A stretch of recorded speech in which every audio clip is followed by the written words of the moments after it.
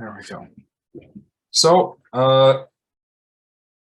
basically, PowerShell intro and basics. Purpose of this is to introduce everyone to PowerShell. I think in our classes we do a lot with Bash.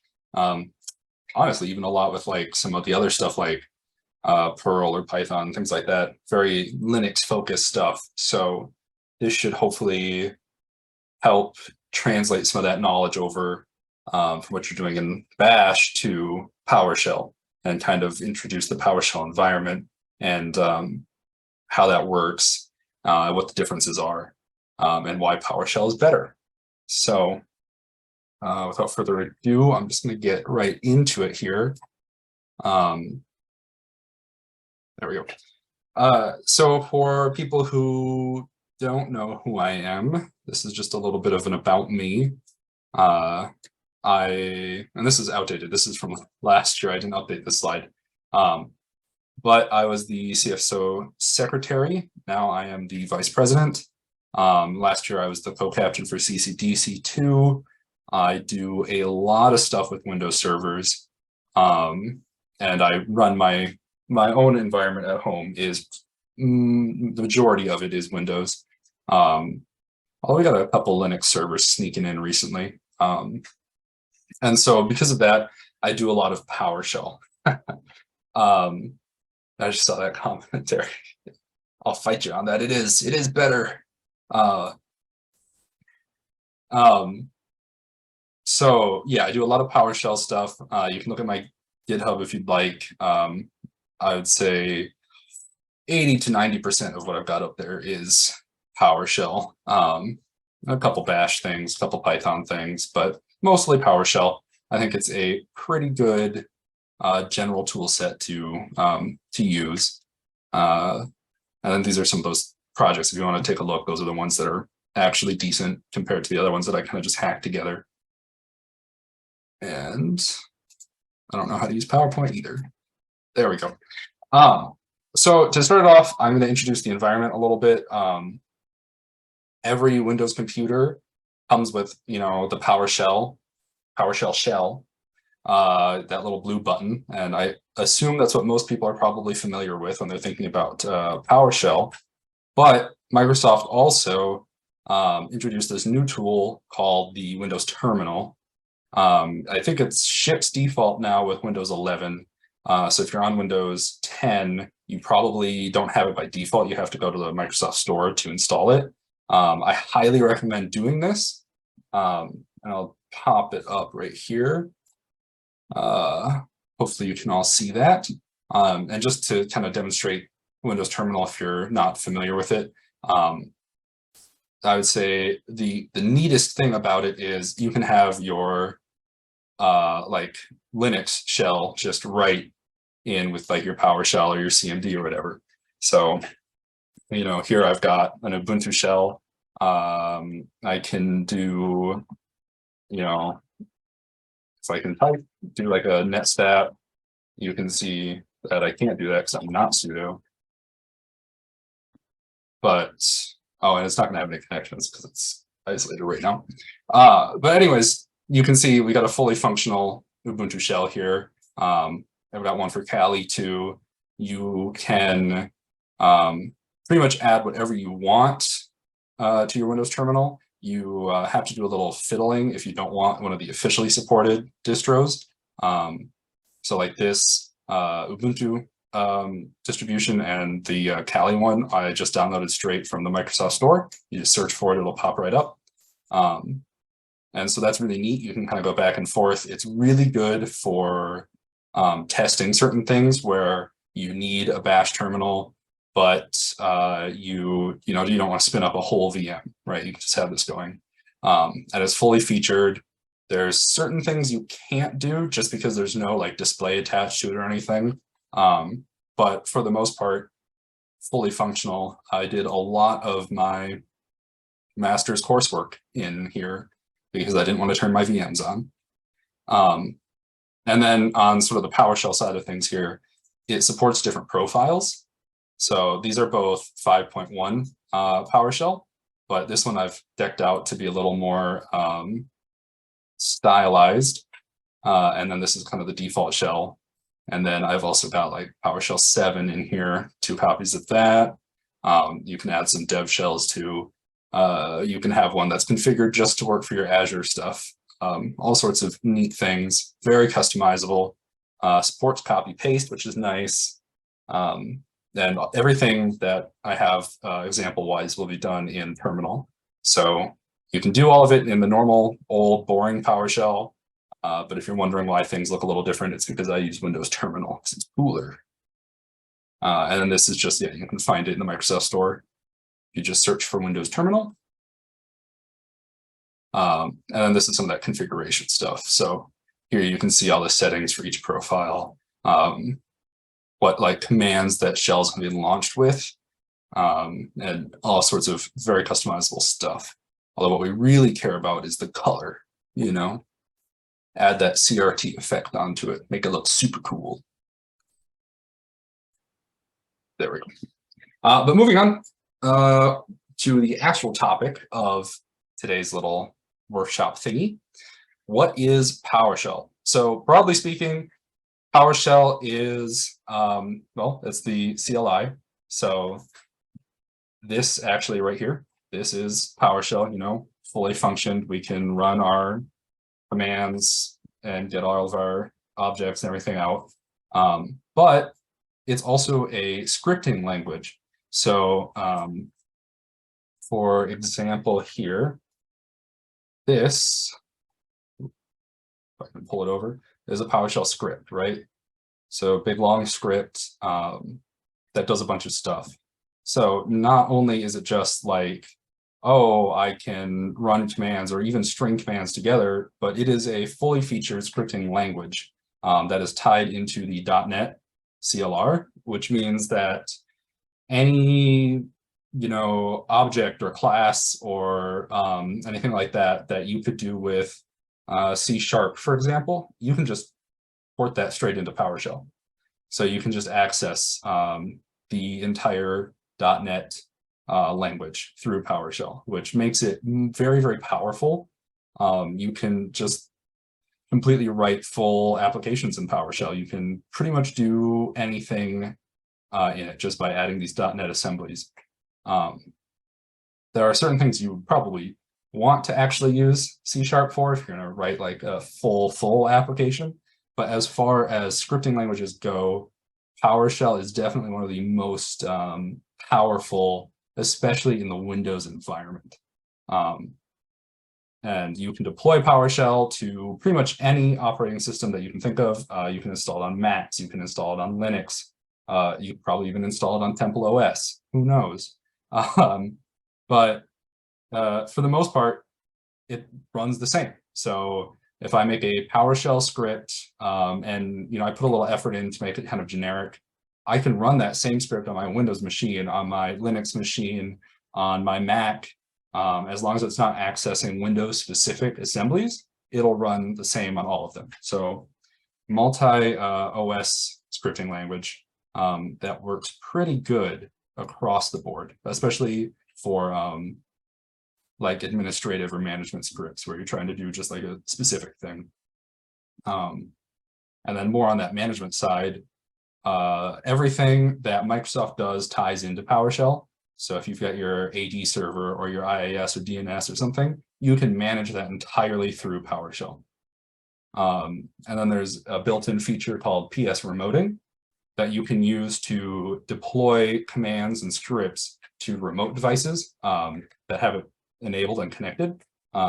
So if I want to execute some commands on my domain controller, but I don't want to do an interactive login with that, I can, if I have the right credentials, just pull up a PS remoting session and execute commands right on that.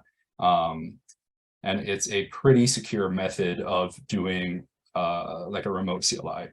So pretty neat that that's built in and so easy to use. And then if you've got everything hooked into the domain the right way, it's very simple to use. But basically, PowerShell runs on objects. So if you see this command that I ran up here, get process, which returns all the processes that are running and some information about them.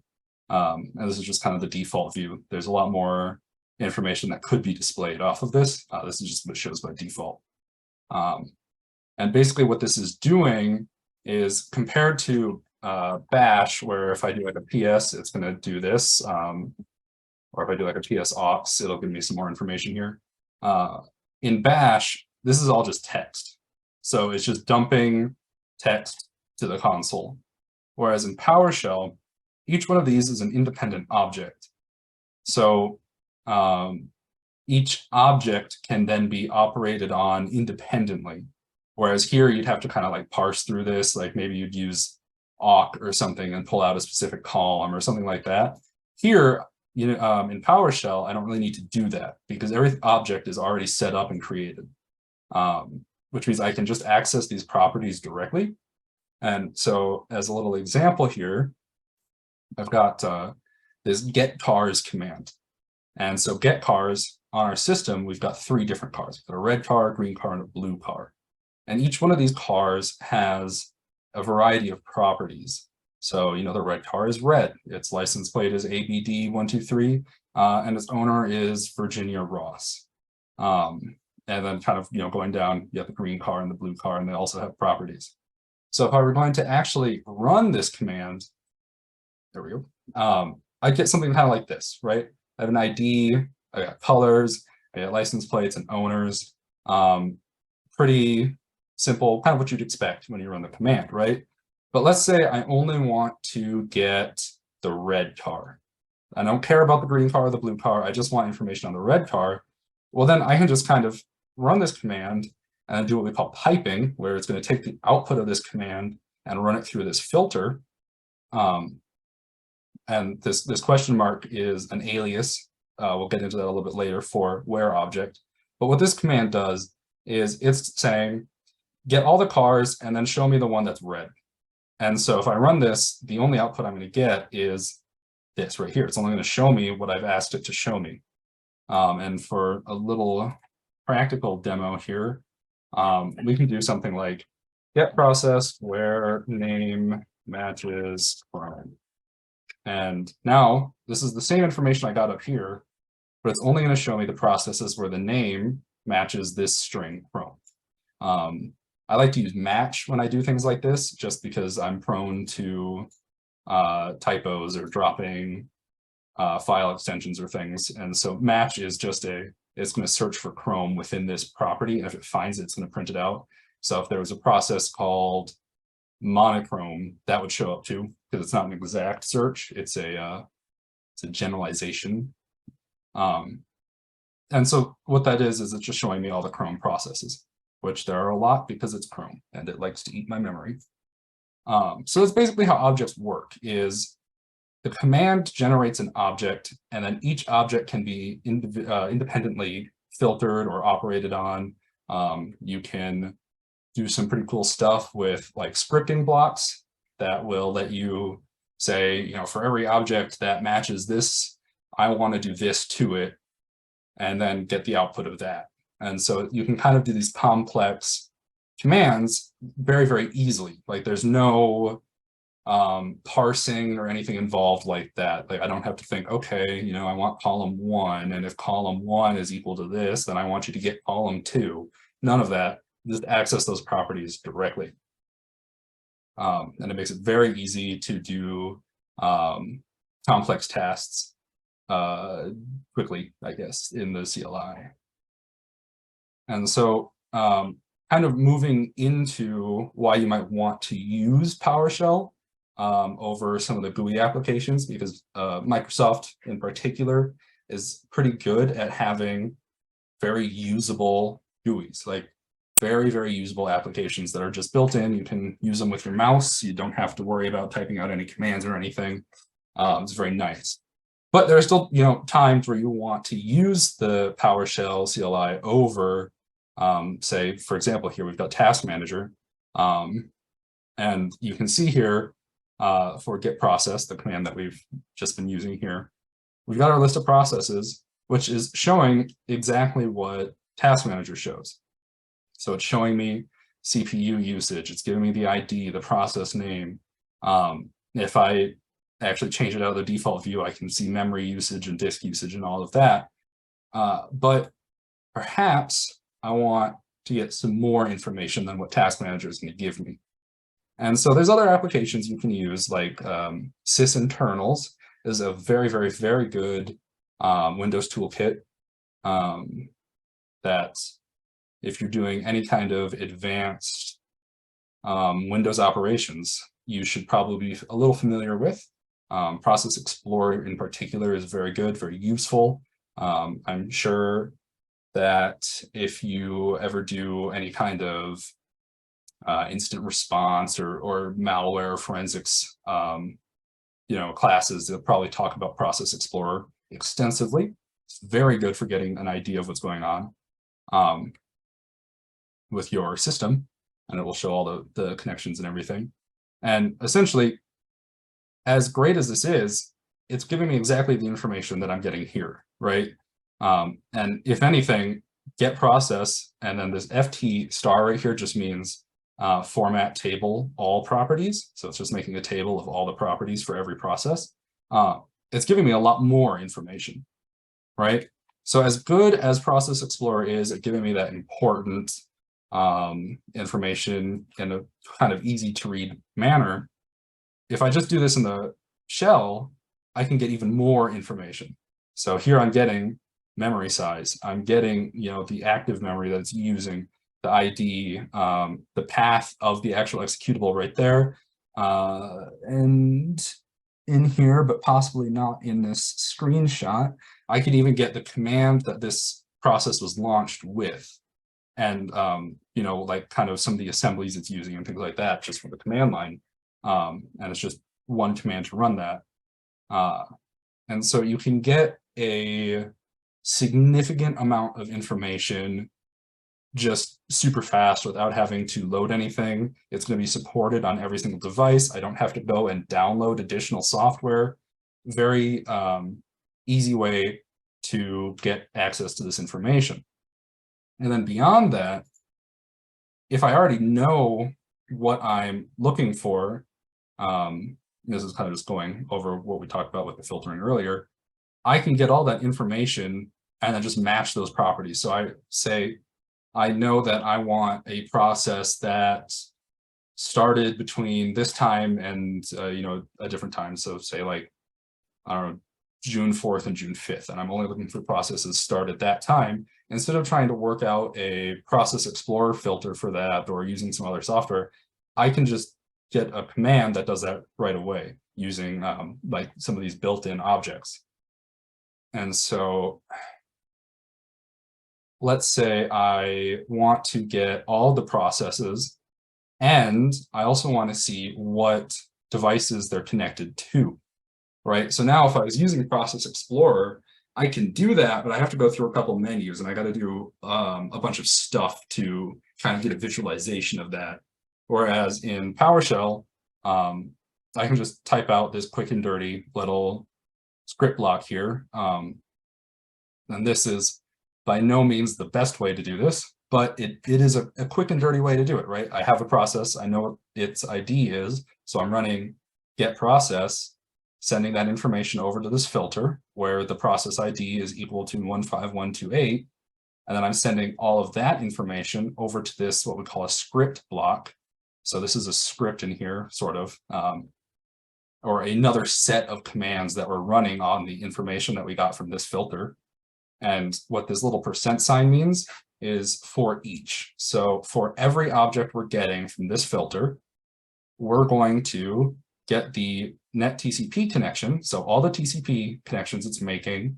And then we're going to only show the ones where it's got an established connection. Because if it's just listening on it, in this example, I don't particularly care. I just want to know what's established and actively communicating.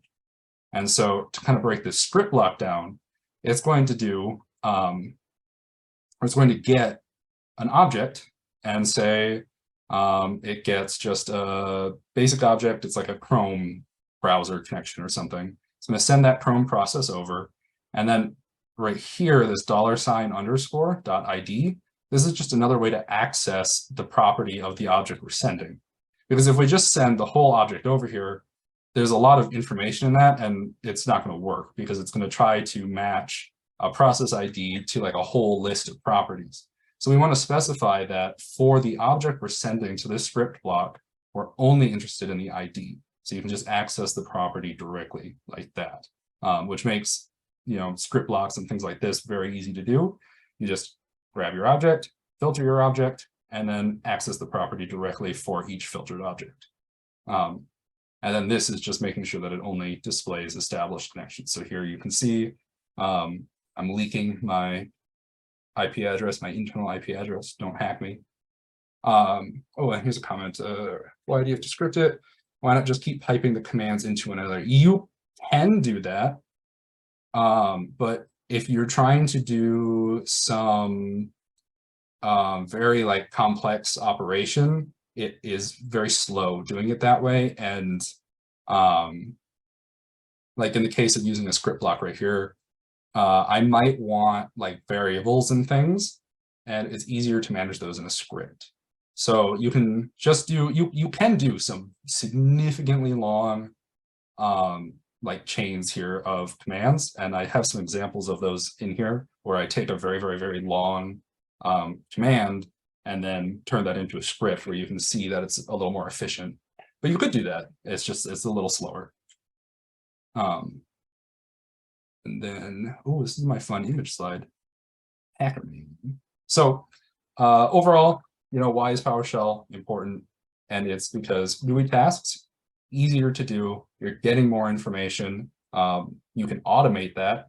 So all of that, you know, in the previous slide over here, where it's like getting all of this information here, I can dump this into a script and I could deploy that across every connected machine in my network, and it's going to get me all the information here. And then say I could tack something on at the end to just forward like a log of this to somewhere to parse through it and actually see what every computer is connecting on. So if I think I've got some malware that's beaconing out and I want to know if it's on like how many machines it's on or something, I can get the hash value of that and then just use a command similar to this to search the entire network for it using PS remoting. Or I can deploy it through GPO too.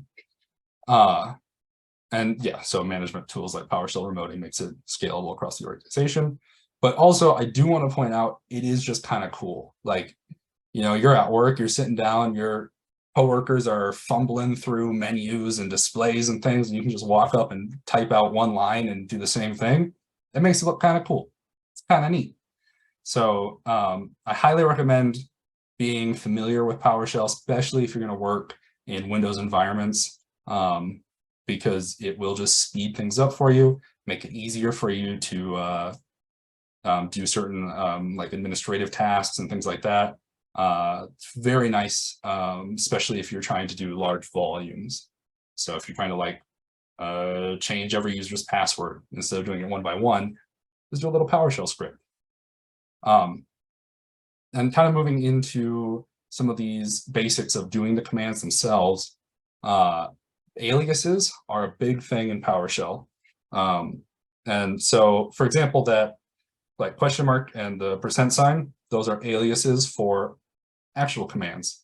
And so like right here, you can see question mark is an alias for where object. And so when you're typing in get process pipe question mark name match Chrome, what the shell is actually interpreting that as is, there we go, get process, if I can actually type, there we go, where object name match Chrome. And so this is just kind of spelling it out even more, which is for every object it's getting, it's going to find the object where it matches the name Chrome, like where the object property matches Chrome.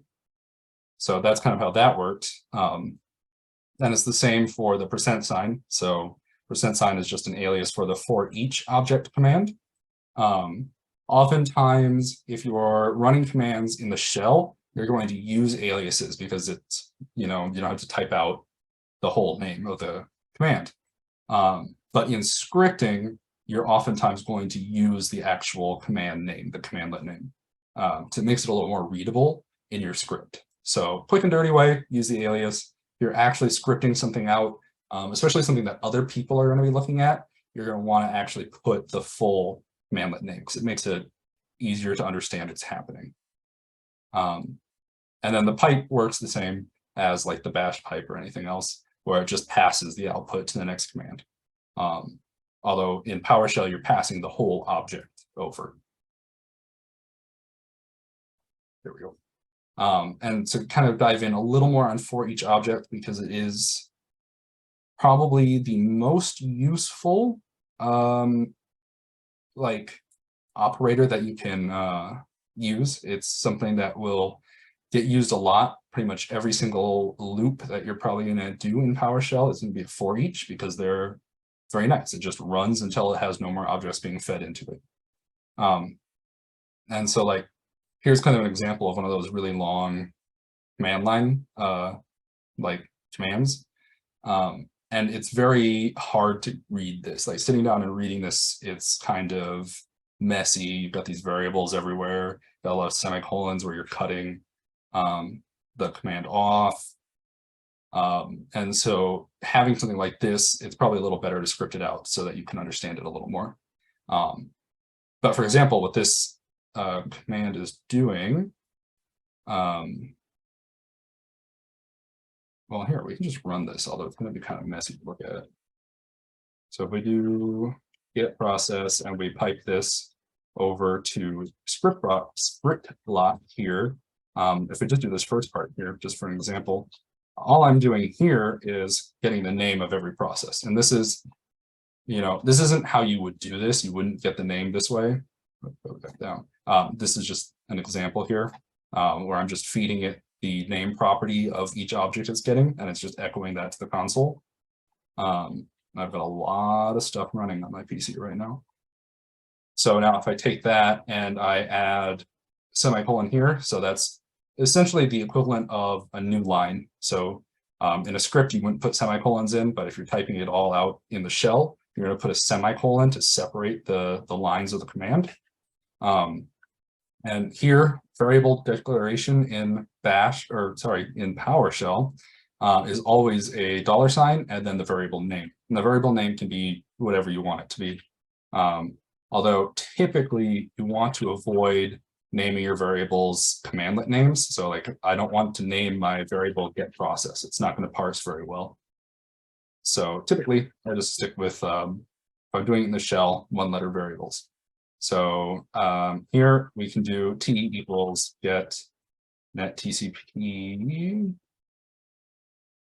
Okay, I'm gonna make a type out the TCP. That's fine. There we go. Net TCP connection where the owning process is equal to whatever the object ID is. So if I do this and I run this, it's going to give me some issues here because it's not finding. Let me stop the execution there. It's not finding connections with those properties, right? So not every property has a network connection. And this is a great demonstration of error messages in PowerShell because they're very verbose. So typically from the error message, you're going to find out exactly what's going on. So for example, make this a little bit bigger. You can see it's telling me no Microsoft Net TCP connection objects were found with the property owning process equal to this. So for this process right here that's running some of the RGB lights I use, there's no network connection. And so it's telling me right here that it's not finding a connection for that object. And then it's even telling me the exact command that ran in my little script block that failed. So if you're running in a script, it will tell you the line and everything too. And then you can, if you need more information, you can search these fully qualified error IDs. And Microsoft has pages on pretty much all of them. I've only run into a couple errors that were very like rare, unique things that, you know, most people probably wouldn't run into that didn't have excellent documentation on them. But yeah, it's very, very nice error messages here. And then you can also access those in the error log. So it's a variable that's built into the shell called error, and it will just show you all the errors in your session. And then you can search for the most recent error just with error 0 right here.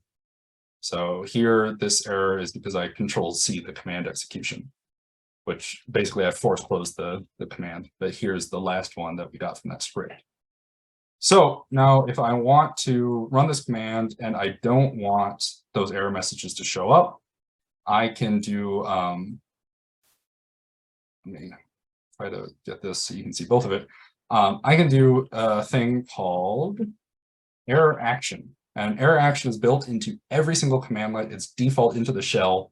There's a variety of things you can do. So, there's an inquire action. So whenever there's a variable or an error, it's going to show you the full details of that error. So you're going to get even more information than this.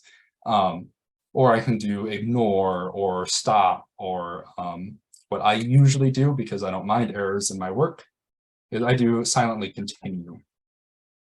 And if we run this right now, nothing's going to happen. It's not going to show any of those error messages because it's just silencing them. Although with our command as it is, we're still not going to actually get any kind of result out of here other than the name, because it's processing this command and just storing it in the variable. And so this variable is becoming basically an object array. And then to kind of demonstrate that, and also kind of introduce how if statements work, we can do an if statement here, if t, which basically just means if there is a value in t. So only things that have net connections are going to be stored in this t variable. Anything that errors out is not going to be stored in the variable. So unlike in Bash, where sometimes you can have things error out and then the error message is what gets stored in the variable, which has happened in a couple scripts that I've written. I had to parse those out. You don't have to worry about that in PowerShell. The error is just writes to the console. It doesn't store in the variable at all. So I can do a simple operation then, a little Boolean if statement. If t has a value, then I want to echo t, which is just printing t out. And so if I run this and add one more of those, there we go. Now it's going to, there's a good example. It's going to give me the name of every single process and then print out the network information for that process if it exists. So simple way to see every single process and all of that network information. And now I can get it to print out whatever I want about this process. So realistically, I'm probably printing out the name, the path, the ID, the hash of the executable, maybe the commands it's running, and then showing the network information. But to keep this a little simpler, we're just printing out the name and then printing out the network information. And I won't write out the rest of this command here, but essentially this next part is just an else on that if statement, where it's writing no connections if there are no connections. There we go. Move this there. That's good. And so then I think that might be a decent, no, wrong way, this way. There we go. So then we have things like that error variable.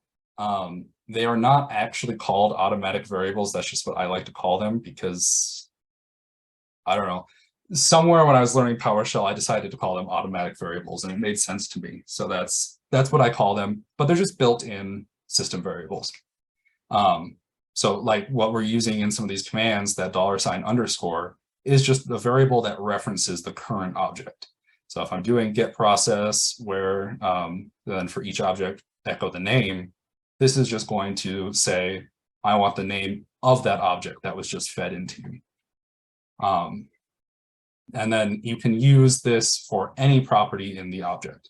So, moving to like get service command or something, you can use any property on there too. Like it doesn't have to be the name or anything. As long as the object you're feeding into it has this property, it'll just, work on it. And then you kind of have some variables here that are useful if you're directing output. I use them a lot in scripts, actually, if I'm trying to save things to a certain location. You've got like the home variable, which will just show you the home folder of the current user. You do have a separate list of built-in variables called environment variables. And those are specific to the environment. So if you're using Windows Terminal, you can have custom environments set up for each shell profile. But otherwise, this is going to default to your like default user environment that is created when Microsoft installs. And this is basically just going to have like your user profile or the location of your temp folder or your program files or whatever. And then you can run this command right here, dir end with the colon, and that will show you all of the environment variables. So if I just do this, it's going to give me every single environment variable and then like the path. So computer name or com spec for your command shell processor stuff, basically just some default stuff. And then you can actually add environment variables. So like this is a custom environment variable that I put in so that I could run this script without having to be in the actual directory itself.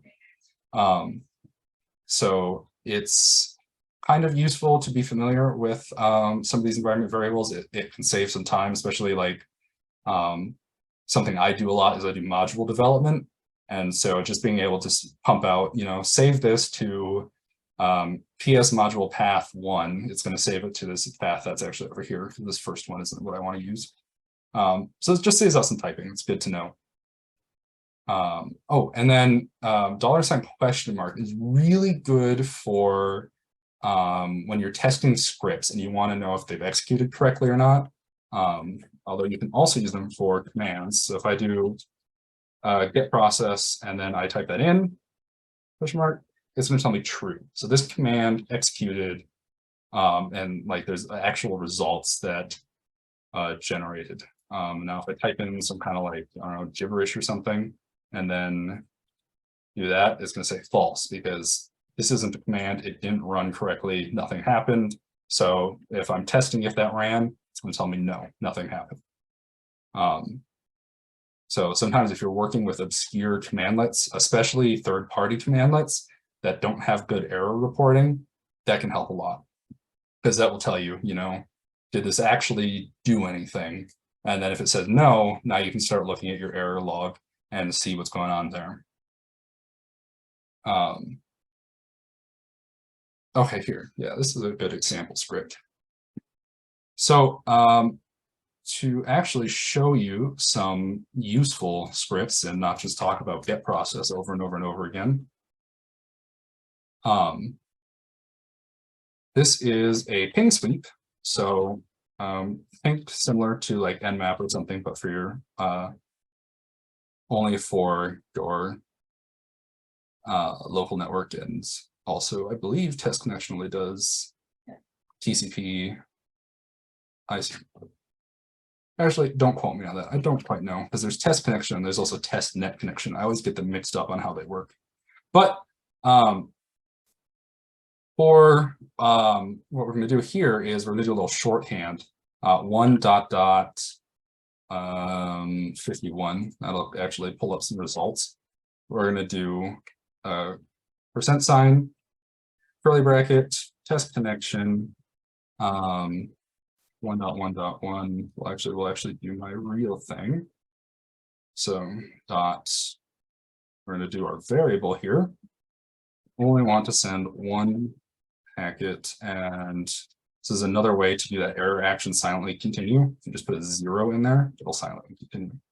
So to explain a little further what this is doing, if you do something like this, where it's 1.51, this is going to send every single number between 1 and 51 to this script block right here. So essentially what this command is doing is it's saying it's going to send 1 over, and it's going to test connection 192.168.10.1 and print out information if it succeeds. Then it's going to send 2 over, and it's going to do that all the way until 51. So that's just a little shorthand to pass a bunch of information over. And if I run this, this is actually going to take quite a while to run because I think the earliest thing it's going to find is 30. So we're actually not going to run that. I'm going to cancel this out. But this would run. And if we do like a little thing here, that might be false because I Control-C did. But trust me, this is valid. It's just kind of slow to do it this way. And if you do it this way, in particular, you're limited to only changing one number. There's ways around that would take a lot of like extra command operation stuff in the script block. But for this particular example, you can only change one of these numbers. And you would also need to know like what subnet to look into. So you could test out 192.168.10.1 through whatever. But if it's not the right subnet, you're looking at a bunch of addresses that don't exist. So if we turn this into a script, we can do a little more logic. We can add in some other commands. We can do stuff that wouldn't make sense to do in one line like this. And so hopefully this shows up well. But this is the script that I wrote for this example. And running through this here, we'll just go from top to bottom. That might be the best way to do it. Essentially what we've done is we've made a script called ping sweep. And let me actually see if I can't find that. PowerShell Workshop.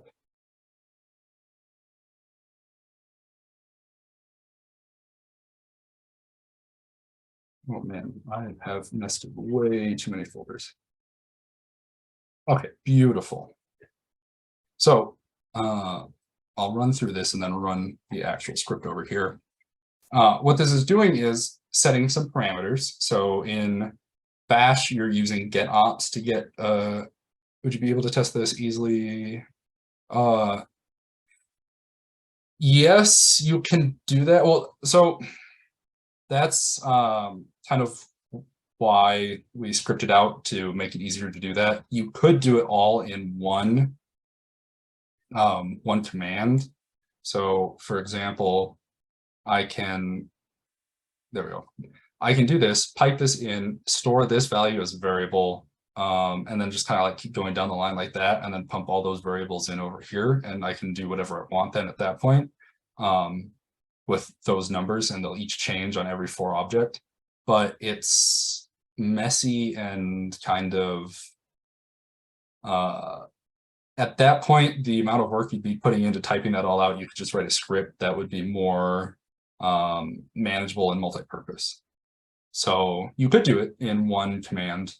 And if you maybe only needed to do it once, that might be a way to do it. But usually I prefer to just script things out, especially once you're looking at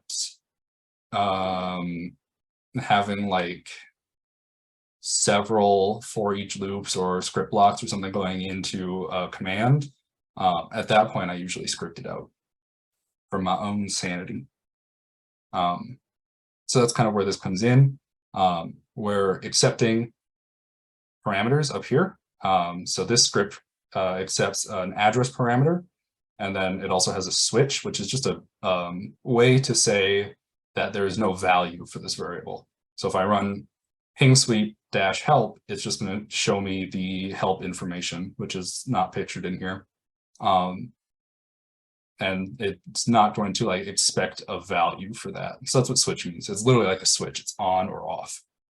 You can also use them as Boolean parameters, although there is also a separate like header for Boolean.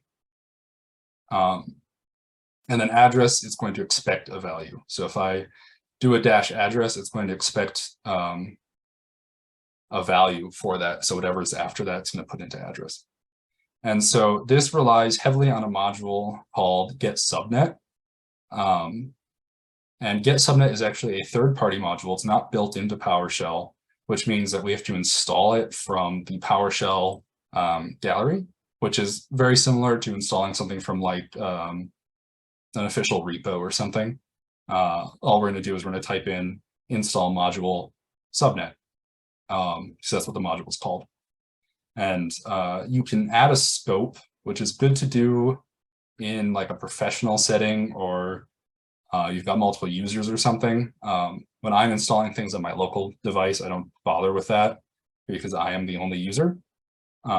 But scope will allow you to install modules on a per user basis. So if Kelly needs to use a module, she can, install module subnet current scope, or scope is current user. It's going to install to her PowerShell environment. And then if like Joan also accesses that computer and logs in with their user, it's not going to have this module installed. So it's a kind of a way of managing that. I always just install things with my default scope though, because I'm lazy and I'm the only user. And so what this does then is it uses this get subnet command on this address, calculates the subnet of the address that you've put in. And I'll be honest, this module works most of the time. Sometimes there's issues, but it works most of the time. And for this example, it works great. And then it's going to write host, address, and response time.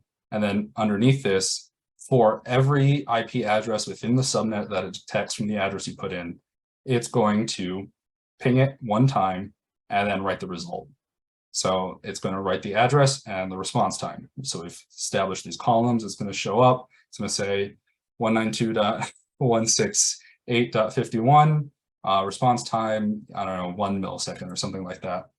And then this is kind of some added logic here in a try and catch format. If you've worked with other scripting languages, you're probably familiar with try and catch. And basically what that means is it's going to try executing this script right here. And if it runs into any kind of terminating error, it's going to catch it and then run this code right here. So this is set up in such a way where if you don't have this module installed and you try to run this, it's going to skip all the way down here and install that module for you. And this isn't the best way to do this, but it's a good example of something you might want to do in a script, where if it detects you don't have that, it's going to install it, and then it's going to kill the current process. So what the ensign and PS command path means is it's going to launch PowerShell, so that's the command path, and then, or that's the path of the current script. So it's going to run that and then pass that address back over and then exit this process. So essentially, it's going to install the dependency, open a new process, and then close this one. Typically, what you want to do for a script like this is you just want to pass it back into the function. So underneath here, I just have it refer to itself and then pass that address over in here. But sometimes, especially if you are doing large operations in the catch, you actually do want to close the process just to clean things up and start it over.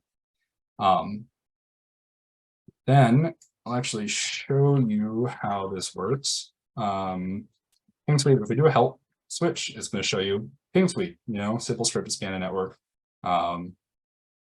Special thanks to the subnet module author for making this super easy. And let's say I want to do ping suite dash address 192.168.10.51. It's going to show me that it's scanning all these addresses, and eventually something will pop up, but we'll have to wait a hot second. So I'll just leave this running while I cover the rest of the stuff on this slide. And then this little banner thing is generated by this commandlet right here, write progress. Very nifty, very useful, especially in commands or scripts where there's no visual indicator that it's running. So like before, when we were running the command and it just was a blank screen, now we have some kind of feedback that's showing what's happening. So what it's doing is it's showing the activity as scanning and then each address that it's scanning. And then in this script, instead of echo, you might have seen that we're using write host. Functionally, they are often the same, but write host will only write to the console. So if you are doing logging operations, or you're writing to text files, or you're writing to transcripts or things, write host isn't going to write to those. It's only going to write to the console, whereas echo will write to both. So typically, you would actually rather use echo if you want the information to show up in like the text file you're writing to and the console. But if you're only looking for like user feedback, then you might only want to use write host to write to the console directly. Write host also supports a variety of like color options and things too, which is neat to play around with. And then this whole script is being ruined because I'm resizing the window, but you could maybe see earlier some of those addresses checking out. And I will say the only downside of write progress as the commandlet is it does not like it when you resize, as you can clearly see. It's kind of glitched out a little bit. We're gonna close that, and I mean here you can see the mangled response because I messed around with it, where it found a server and gave me the response time right there. Oof. We're just gonna open. You know, we're gonna duplicate this. There we go. We're just going to kill that, not deal with it. So yes, that's a basic script that added a lot more functionality to that big long command from earlier. It's now usable in any environment, and it's very lightweight, runs very fast, and gives you some visual aid into what it's doing. Oh, and then here, here you can actually see what the output looks like. So if I hadn't resized this and ruined my write progress command, this is what it would have looked like. It would have given me the address and then the response time. All right, so this is another one, another quick little example, kind of like the ping sweep one, where this is going to get the file hash for every item in the directory that you specify. And so this is kind of a big long command to do it. So I can type this in right here actually, and GCI is going to be an alias for get child item. So if I run GCI by itself, it's going to give me every file in the directory that I'm in, right, which is just my user folder. And so if I do a GCI-R, and I'll kill this after a second, it's going to give me every single file recursively from the directory that I'm in. And then, you know, gives you some permissions right here. So going into that, if we do a GCI-R, running it in this directory is going to give us a lot of stuff, but this should be fine. Set up a variable right here called H. And I'm going to add that the value of that variable is going to be get file hash of the full name, which is the property of the like direct file path that we get from the child item command. And then we're going to do an error action because not every file is going to have a file name. Some system files don't necessarily, even as an administrator, you don't have access to all the properties of certain system files. So if we put this in, it's going to prevent errors from popping up. We'll do that, end that, end that line, start another line, and then do some operations on here. If h.hash, so we're setting all the items here, getting a hash of their executable, and then storing that in H. And then again, we're just going to do if h.hash exists. Although in this case, well, we'll keep doing that. I'll just have to file hash something. Then we're going to print it out. Print that out, that's fine. So make this a little bigger so I can explain what's happening here. Aha, beautiful.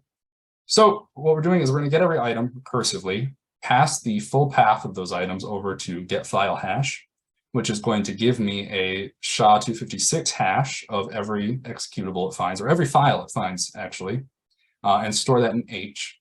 And then H is going to come over here, and we're going to say if h.hash, which is just going to be the hash object or hash property of the file hash object, equals something that we specify, then print it out.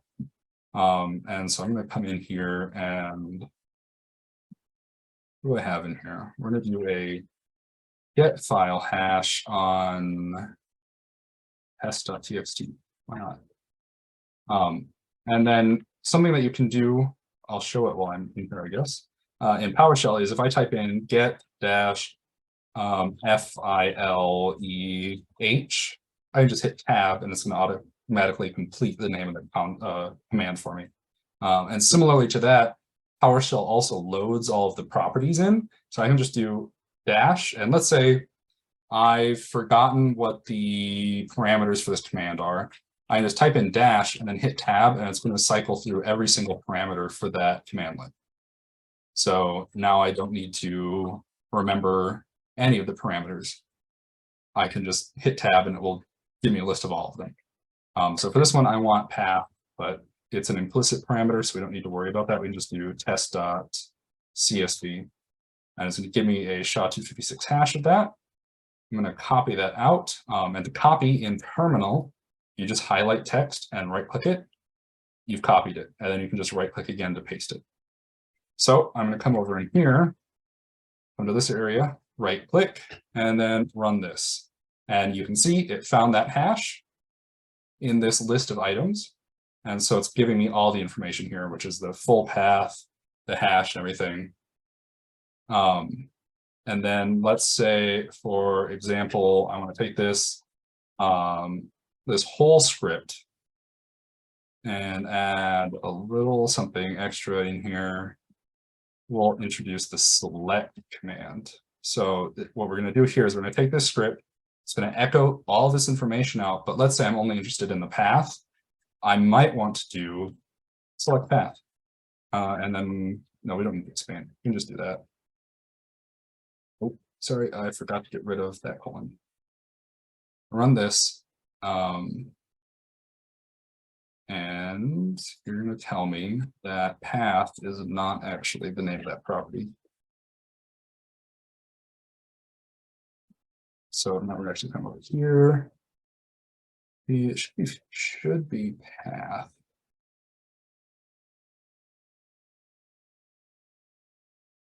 Which is correct. Oh, it might not like it because, yeah, it's compacted. So probably have to do what we call an expand property. You're not gonna like it anyways. So the issue that we're running into here is probably a good thing to demonstrate anyways, but essentially it's storing each object into this variable, and then it's like storing the whole object. So whenever you see something return like an @ and then a curly bracket, this is a hash, well, this isn't a hash table, there's only one thing in it, but this is how it stores objects in arrays. So what I would have to do then is actually expand this object and then expand the property. And I don't want to because that's a lot of typing. So good demonstration actually of how it's storing objects in variables. Is there anything on here that I didn't talk about for this? Because I kind of just ranted for a little bit. Nope. But we'll move into a script version of that, which is going to look like this. And here, for our parameters, we're going to add a directory parameter. And what we're doing here is we're setting a default value. So even if the user doesn't specify a value for directory, or they don't even put like dash directory at all, it will just automatically assign that to this value. And same for algorithm. So we're going to have an algorithm parameter. It's going to automatically be SHA-256 by default. So if we don't put anything in, it's just going to assume SHA-256. And then we're going to have the hash to look for, and then again, a switch parameter for help. And what this is going to do is it's going to go through, and if we don't give it a hash, write us a little message saying you didn't give us a hash, and it's going to close. But if we do have a hash, and again, if you've done any programming before, you're going to be familiar that exclamation mark variable means not. So like you have exclamation mark equal, that's not equal, things like that. So this is just saying if no value for hash, then say no value for hash.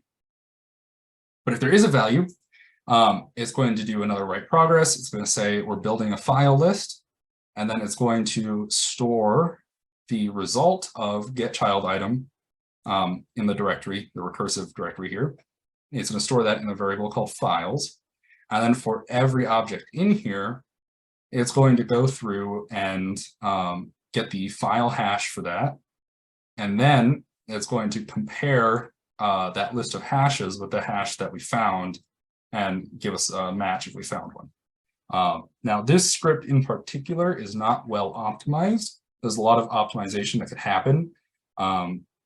For example, instead of saying for each X in files, we could just do for each X in get child item dash path directory dash R, right?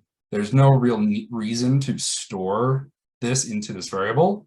I just have these example scripts set up like this so that you can see different ways of like approaching the problem. And so this way is to just store it all into a thing and then compare variables. And then, so I don't think I've talked about it yet. When you see something like for each X in this, what you're basically just saying is for each variable in this like command or this variable or whatever, for each object rather. And so then when we're down here and we're operating on it, we're going to use X for the current object that's being operated on. So that's what that means. It's like a normal for loop where you've got like for I in something or something like that. That's just PowerShell's implementation of it. So X is always going to be the current variable in operation. And then when you hit the end, it's going to cycle back in with a new object. And so let me, there we go. Get back into my little GitHub thing. PowerShell Workshop files, example scripts. And let's actually copy this out again. Let's actually run this script. So we're going to do find hash, that's what it's called. Find hash, we're going to say our directory is going to be, well, I should just leave it at C. And I'm just going to pull something out of here so that we're not here forever. Get file hash, which is am trace log. So we'll leave directory as default. So we're not going to provide a value for that, but we will provide a value for algorithm. Let's actually do an MD5 for this. So if we come back over to this command here, and we do dash algorithm, and just type in MD5, and that's going to give me an MD5 hash instead of a SHA-256. PowerShell defaults to SHA-256 because it's a more secure way of hashing. There's less, I guess I can't say there's no collisions for SHA-256 because eventually there probably will be. But as it is now, I don't believe we have any solid method on generating collisions with SHA-256. And a collision, if you don't know, is when you have two files and their file hash is the same, despite them being different files, which is something that we don't like to happen with our things. But if we just come here, we do find hash, ps1, that's the script right here, dash algorithm MD5 hash, we'll put that hash in. We're gonna run this, I'm gonna build our file list. And I won't resize it and mess it up this time. You give me so here it's writing errors because I don't have access to specific system files. So you'll notice that in this script, we don't do any error handling at all. So these errors are still going to show up. And you can see it's giving me an error for each like object it can't find. And then this is actually going to take a hot second because it's going to go through every single directory before it hits that file that's in the bottom of the folder. So maybe I actually come in here and do a little magic and rename this.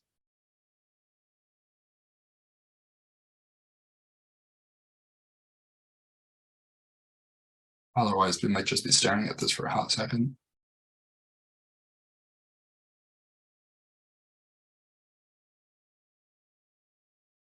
You know what? We are going to actually just specify a directory just to make it a little faster. Let's pull out a file. Let's just make a new folder. And a new text document 3 with some gibberish in it. And come back over here, cd temp, run this on here, but on the only file that's in here. Grab that. There we go. Now this will be a little faster. Do something like this, get rid of this hash and put our new hash in. Just to demonstrate that this actually does what it's supposed to do. So it's going to say that it found a match. We can verify that this hash matches this hash, that the path is within the directory that we told it to search in, and that the algorithm is indeed the algorithm that we told it to use. So just another example of a script. And like I said, this one's not particularly optimized, so it does take a while to run. There's ways to optimize it. But I think that this is a good example of how to do different operations. So like storing that in and kind of looking at this. And then here we go. Here's just some screenshots of some examples. Here you can see I actually did a SHA-256 algorithm, put in a hash, and specified that it was going to be in my desktop. And so for this script and kind of in general in PowerShell, if you're doing a file path that has a space in it, you need to enter the whole thing in quotation marks. Otherwise, it will assume that you're stopping where that space is. So file paths with spaces, put them in quotes. And then we've got the output right here, which is the hash matches. This is the file that that hash was for. And this is kind of an example of, say you're looking for IOCs, indicators of compromise on a device. You have a malicious file hash and you want to see where it is on the device, or if the device has it, you could do something like this to figure that out. And now I have some demos here, but we're only going to do a couple of them. So let me actually close PowerPoint. Goodbye, PowerPoint. And clear, we're going to actually pop back up. I want to say,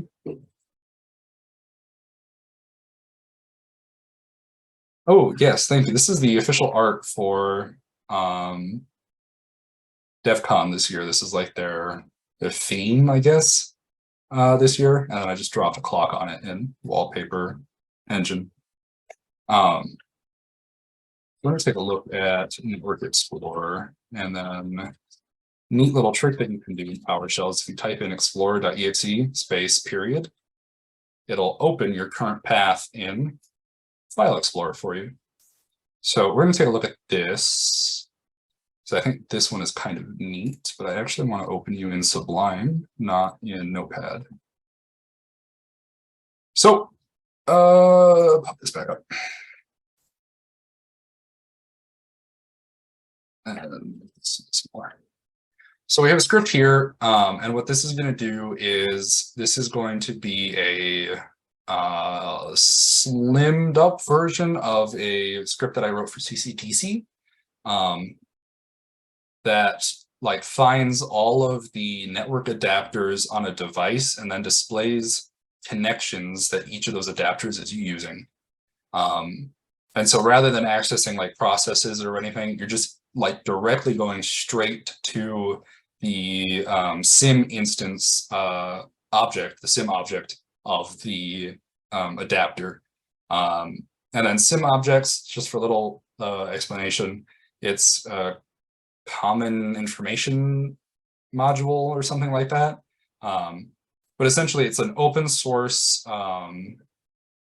like platform for monitoring hardware and amongst other things.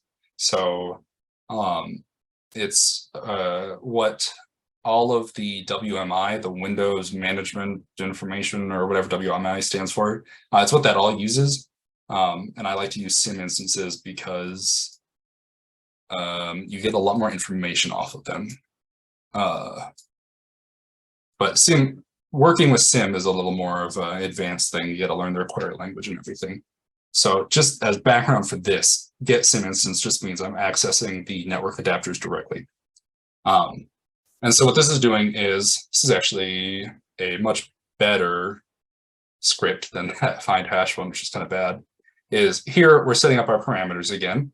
So there's an interface parameter and another switch help. I say, whenever you're writing a script, always include a help section, mostly because, you know, you're probably, I know this happens to me a lot, at least, is I write a script and then I come back a couple months later and I don't know how it works anymore. My help functions help me more than they help anybody else. So set up our parameters there and then create a function here for global error handling. I usually include a global options function, just usually have error actions in there and maybe some colors and some other like formatting stuff. And if you have a variable and you add this tag right here, global, in front of it, so $ global colon and then the variable name, that's just saying that every function has access to it, kind of like a normal global variable in any other programming language. Because if you don't do that, then variables are just local to the function that they're in. So here we've got our main function here. This is going to be actually doing all the work. If we provide an interface name, it's going to run this command where the description of the interface matches the name that we've given it. Description is the property of the Win32 network adapter configuration object that has the name of the interface in it. I don't know why they didn't just call it name, but they call it description. I don't know why. It makes it a little confusing. Sometimes the properties are not aptly named. But if we don't provide it with a name, it's just going to give us a list of all of the adapters.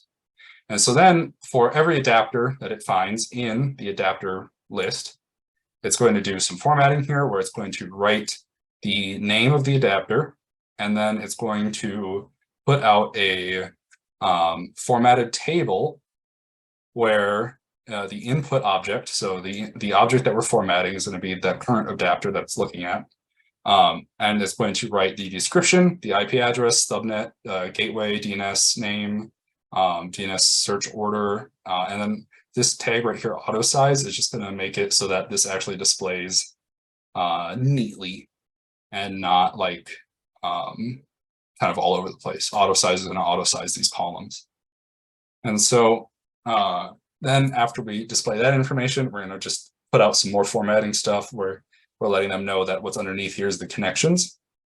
We've got another try catch block here.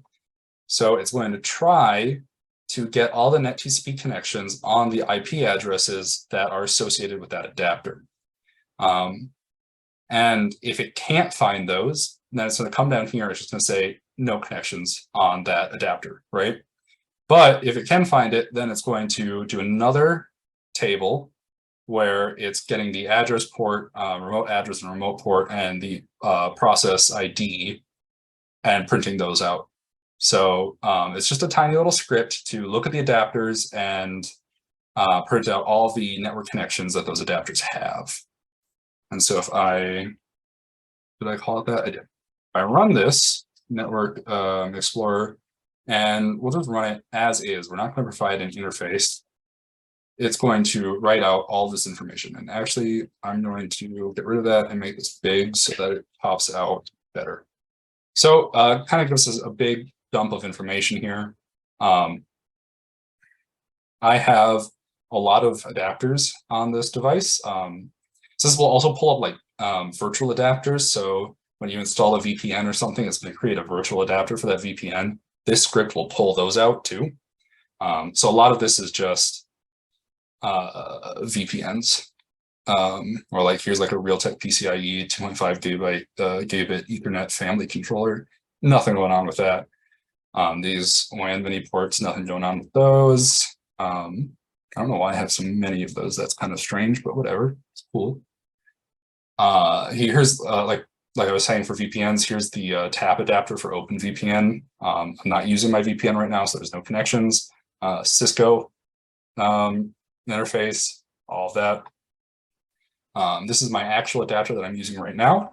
So here's the description, gives me kind of like the name. This is a Wi-Fi 6E AX2 210 or 210 adapter. I don't remember who makes this anymore. It's anyways, regardless, I think it's actually the one built into my motherboard. But it's going to give me the IP addresses here. So it's giving me the IPv4 address, the IPv6 address, and then it's going to give me the subnet. And it's not going to show my default IP gateway for some reason. I think that should be shown. Regardless, it's not necessarily important. But it's giving me my host name. So this is the name of my PC. And these are my DNS servers. So this is a local address because I run my own DNS server. I have an internal DNS. I actually have a couple internal DNS servers. And then this is going to give me every single connection that this adapter is using. So these are all the remote addresses that I'm connected to right here. These are the ports I'm using. As you can see, it's almost all just like HTTPS traffic. There's nothing particularly interesting going on here. This is oh no, I don't know what's running on this address, but I'm pretty certain this is a web console. Oh, I could find out if I looked at it, but this is what that's going to do. And then there's a couple other things here where they have like some random connections. So like VMware virtual Ethernet adapters got stuff going on because I have some virtual machines open and things. So that's what that script does. If we give it an interface description, say AX210, now it's only going to pull up the AX210 adapter and show off like that. And then I'll do one more kind of neat one here. We'll pull this up just to show kind of what actually, no, we'll do it in the PowerShell gallery. Kind of show you what the module process looks like. So you've seen a bunch of scripts and how like scripts work, but there's also a thing called PowerShell modules. And if you make a PowerShell module, and instead of like running the script directly, like from its like file, you can import your own commands into the shell. So for example, this is a module I've made called Vinay. And Vinay does a bunch of stuff. So like if I do install module, I'm probably going to force this, but it's already installed. Force, this new name is Vinay. What this is going to do is this is going to look on the PowerShell gallery repo for a module called Vinay and install it. And so now if I run the get module command, you're going to see, oh, it's not going to automatically add. And I have to do there we go. Now, if I do a get module command, because it's loaded into the shell, you'll see that it's added a module in, and these are the exported commands. So now I can just run these commands in my shell without having to like access the script at all. And you can just have these like module files in your like device and then run import module on the PSD1 file, and it will import it. So you don't need to upload them to the PowerShell gallery to be able to use it. You can just import or install them straight from your local machine. But it makes it really nice if you're doing a lot of work with like a script or something and you don't want to constantly, I don't know, access the script directly. You can just create a module for it. And so like what this module does is it just gives me a bunch of process information. So come back here and just do get process info, help. Oh, there's no help menu for this. Oops. I should probably make one of those. So let's actually do get process. What are the parameters for this? Okay, we'll do get process, network, and net only or something like that. I think that should work. Oh, and then we'll do visualize because I think that's kind of a neat feature. So if I run this right here, and this is kind of an advanced function. So there's a lot going on here. This is where that like sim query language comes into play here because I use query language to get all the processes. What this is going to do is right here is the bulk of the information. It's going to come in and we've got this thing called begin, process, and end. And so advanced PowerShell functions contain these like sections here, begin, process, and end. And what it means is this information is going to, like this code is going to execute first. Can I execute before any of the process starts or any of the end starts? And then after the begin code runs, we're going to run the process. And this is what like the meat of the functioning is, right? So this is where like what the actual stuff is happening. This is where it's going to happen. Usually the begin segment is only used for initializing certain things. So for example, here, yes, I know you popped up. There we go. I create a stopwatch variable, which is, this is how you access .NET assemblies, is you do system dot whatever it is. So this is starting a timer, and then at the end, it's stopping the timer and writing that timer out. And then it's also initializing like some global variables and starting a transcript, which I can show an example of in a second. But essentially, what it means, what I guess begin, process, and end is it provides distinction in your functions and your code and allows you to segment them a little bit and make it a little more logical. And then you also are guaranteed that like this process segment isn't going to start until the begin segment is over. So if you have a command that's running a long time, sometimes PowerShell will run the command and then run the next command before the first one's finished. So if you set it up this way, you don't have to worry about that happening. So advanced functions use begin, process, and end blocks. And then when you're making a module, you have to add this information in so that the shell knows what's going on. So if I ran get help on, which is like the help command, get help on get process info, it would show me all of this information.